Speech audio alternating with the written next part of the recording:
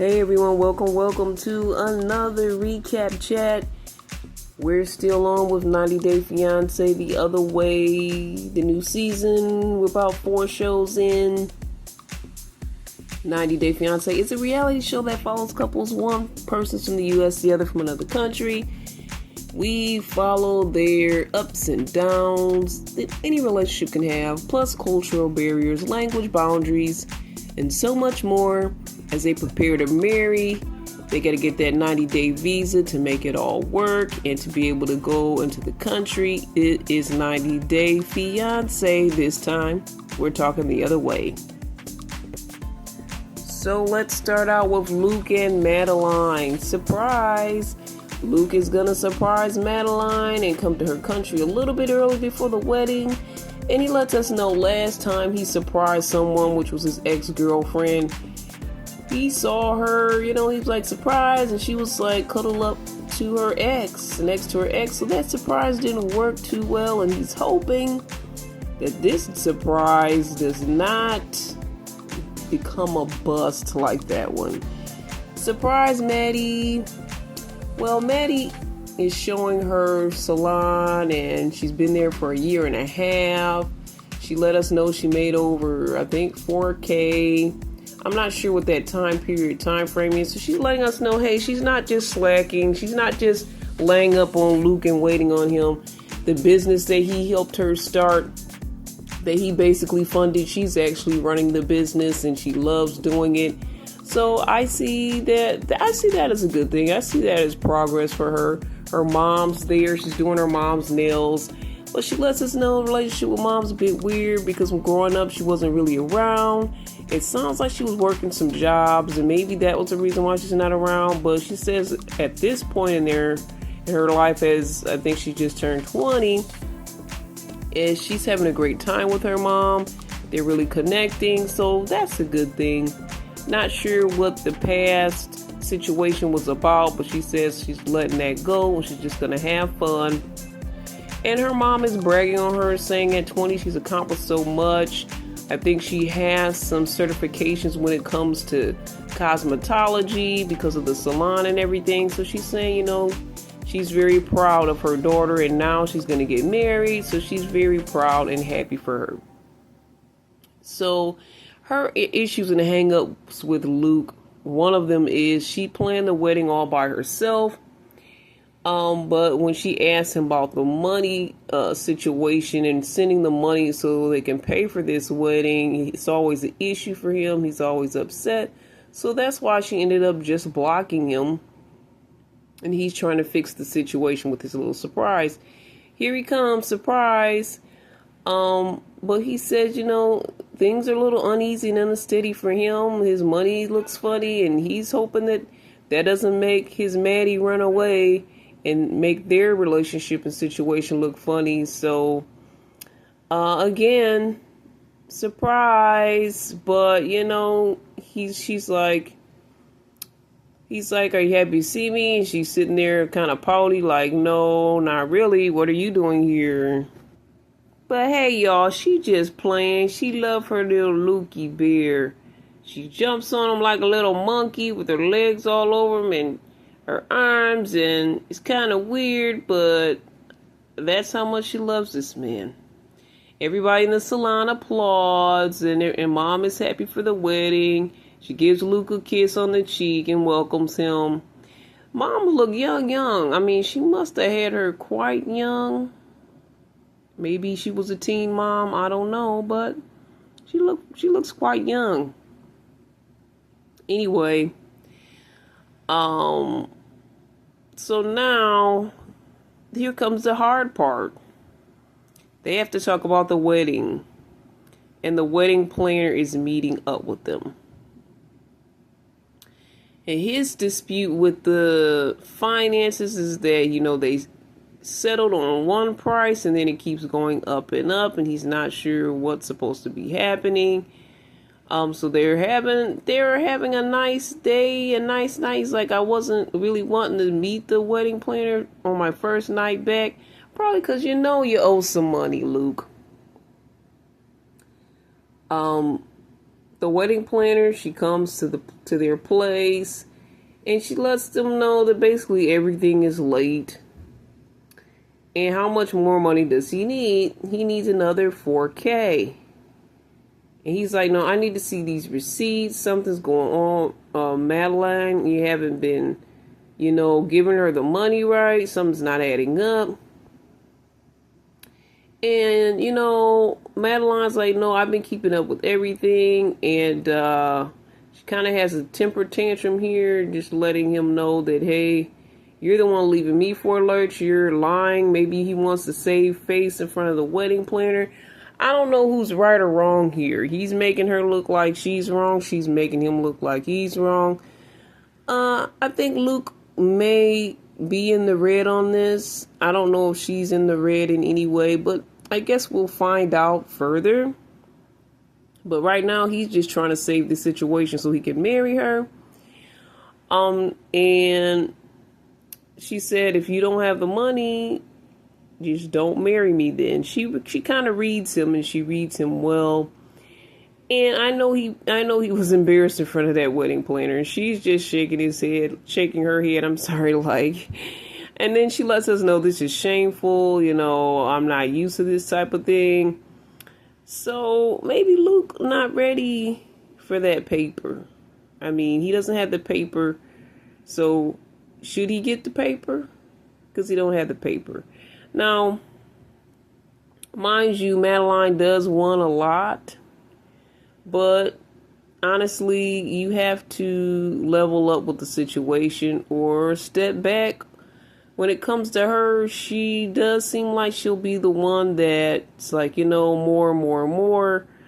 But to me, it seems like she's trying to do her part when it comes to relationship and to level herself up.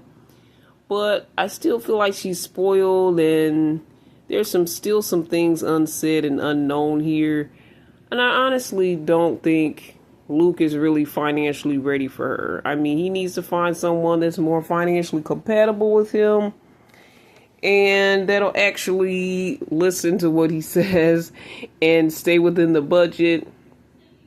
And he needs to actually have the money that he said he's going to have, so Madeline won't have to scream, whine, pout, and really kind of read him in front of the wedding planner or read him in front of the room generally. So yeah, that's something you guys probably should work on before you get married if you can. Got to come up. I think he said he only had 3K left, a little less than 3K. The wedding planner looking like, hey, that's not going to cut it. So what are they going to do? Don't they always leave us in these dilemmas like this? I think they did this in a couple of seasons back. I don't know if it was the other way, but I think it was. May have only been one season back. That the lady didn't have enough money and she was footing the bill, and then he had to pitch in, and last minute they swung that wedding. And it might be another one of those. All right, let's go to Mignon, Anthony, and Ben. So she's like, it's surreal to be back in France at her parents' house. She's exhausted. But he's grateful that he has a place to stay with them. They love the little baby. But the house, they downsized. It was only made for 2 people at this point because she said, this isn't the house I grew up in. My parents downsized. It's not really for this many people. So she's complaining about no intimacy, privacy, or space. But Ben looks so full of joy. He's getting all this love and attention. He just looks like he can't get enough. I think it's so beautiful. He looks like he doesn't want to leave the Grands even though it's bedtime. Of course, Mignon and Anthony have another fight. So they fought again before going to sleep. And she's like, it's basically how you talk to me. She says, and how you say you're the primary parent. And I feel like you're trying to shut me down when you say those types of things. She says, I admit you're a great dad. She's praising him and showing him love. And I guess she's feeling like you're not showing me love for the things I am good at in this relationship. You just keep putting me down for the things that I haven't been so good at. She says, you're a great dad, but you're not a great husband. I feel like we're roommates. She said, what were you, just a donor so we can have a kid? Are you trying to shut me off? She says their marriage needs saving. Nurture your marriage as well as your child. She feels like she's never good enough. And I feel like this is a huge role reversal for me. I think their whole relationship is role reversal because this is kind of what you see the mom does. She kind of attaches to the kid and that's her focus. And that's kind of what he did being the dad. And then she's the financial breadwinner, which usually is the man's space. But, you know, things have changed in this day and time. But she also feels like she wants to get more attention. And I've heard that men feel that way when the kid comes. They're like, hey, what about me? What about the attention, the love, and the things that we used to share as a couple? And that's how Mignon feels. Usually the guy feels that way. So I see a huge role reversal between these two. And I'm here for it. I'm here to see what's going to happen next. He definitely is a nurturing man. He's giving me strong mom vibes. And I'm not saying it's a bad thing, but I'm hoping that they can reconnect as a couple because that is very important for the kids as well. And I do hear that, you know, when it comes to relationships and marriages, if, you know, the parents don't have that love and feeling for each other anymore and it's all about the kids, it usually ends up ruining the relationship, possibly ruining the marriage, and hopefully it doesn't end up in divorce. But that's the whole reason they're in France, to fix everything. I don't know who came up with this plan to go to France, but I want to see how France is going to fix this because I'm thinking maybe some counseling anywhere could have fixed it. And just the desire of them both wanting to fix it. But let's see what you got, France. Are you going to fix this situation? All right, we got Chloe and Jonathan. She loves Aruba. When she got there to his place, she said she was too tired for hanky-panky. They kind of made us feel like he picked her up and took her to the shower, and after that we didn't see anything else. So they made us think something happened, but she let us know she was too tired for that. She unpacked all her stuff. He's like, oh, I'm proud of you, baby. You unpacked all your stuff. She's treated like a kid with kid gloves, a bit. She's only 23. He's 32. So he said, you know, I got a couple days off of work. First thing I need you to do, though, to assist me is to boil some eggs. Let's start breakfast, honey. Can you boil some eggs? So she's scared of the stove. And at first I'm like, why? She must have never touched a stove. She's very spoiled.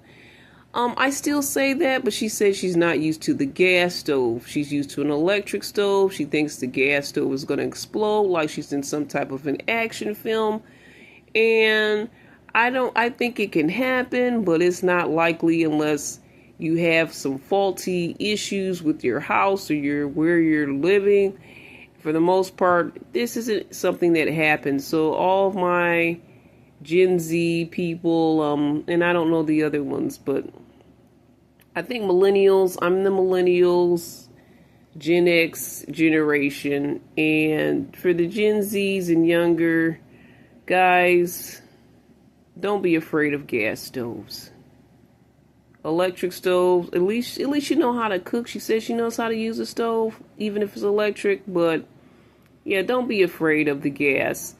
A lot of people say that the gas actually is a better cook, and I can agree with that, coming from the generation I've come from. But electric works fine too. Just start cooking. Don't be so afraid to cook that nothing gets cooked. So then you guys have nothing to eat. So just start cooking. He loves her naivety, he says, but he thinks it is ridiculous. Yeah. He said he wants her to get out of vacation mode and kind of princess space, save time and money. They don't have to go out so much because usually when she's up there, she pays for everything and they go out all the time. He said, you know, they need more stability. She needs to be able to run a house. if they're going to start a family. She's staring at the pot, and he said about 7 minutes it'll take. She's like, 7 minutes is too long. She's totally from an instant microwave generation. 7 minutes is not that long. She's like, I'm totally hungry. Like, let's say if you were to get DoorDash, you're going to have to wait more than 7 minutes for your DoorDash to come. So I think you can wait 7 minutes for your eggs to get done. It's kind of funny. I'm enjoying it. She's kind of giving me a little bit of ditziness, but I think it's a lot of youth and a lot of her being a bit spoiled and kind of having a lot of things at her fingertips. I think it's going to be fun to see her have to navigate and do some things on her own, things that she's not used to doing. And I want to see her grow and become possibly a wife for this person so that they can have a good life together. As far as the average, the roles that women and men play, I know those things have changed. I respect that. But even if she was living alone, it would be good for her to know how to cook for herself and things of that nature, because yes, it does add up. If you're living in a situation where, even if you do have a lot of assets, you can save money. You can use that money for other things. It's always good to know how to handle yourself and be able to take care of yourself, even if you have a little bit less than what you're working with. You got to be versatile. You got to be ready for a lot of different possibilities in life. So it's going to be pretty entertaining to see what she does next. So I'm here for that. Greta, Hazel, and Matt. And you see I put Hazel in the middle. Hazel is the beloved cat that Greta's going to have to let go so she can go, I believe it's to the UK. I'm not exactly in full remembrance of where she's going, but somewhere I believe in Europe. She's going and leaving her cat Hazel. She dreads goodbye. She tells her friends what Hazel needs. She needs hugs. She needs to be held. She's very emotional, kind of like herself. I think she kind of puts herself onto the cat on some level. The cat may have some of those characteristics, but I think she also places some of her characteristics on the cat. She said the worst part is she doesn't really understand that, hey, I'm not coming back, so I feel for her. She was the only one that really showed me unconditional love, and I totally get that. She thanks the cat for helping her to heal her heart, and she said she makes her day 1,000 times more special. Okay, on my note, she's moving to the UK. So yes, she's moving to the UK. And she wants Matt to hurry up and get their own place so she can bring Hazel back down with her. She doesn't have to leave Hazel forever. She's really attached to her. But Greta's on the go. She's on her way to go meet her bae. And they were asking about her as far as getting married, and she said, well, yes, I do want to live with him first before I get married, because I need to see what the living situation, what life is going to be like, how he is, basically. By living with him, I need to know that. And I've heard people say that it's not the traditional stance, but a number of people are saying that now, that they'd like to live with the person first before tying that knot. I don't know how I feel about that, because I am traditional, but what are your thoughts? Living together first, is that really important for you before tying that knot? And also, do you think that the relationship that Greta has with Hazel is healthy? I understand her connection and attachment to her cat, but do you think she's a little bit too attached to the cat to the point where she may not be able to function?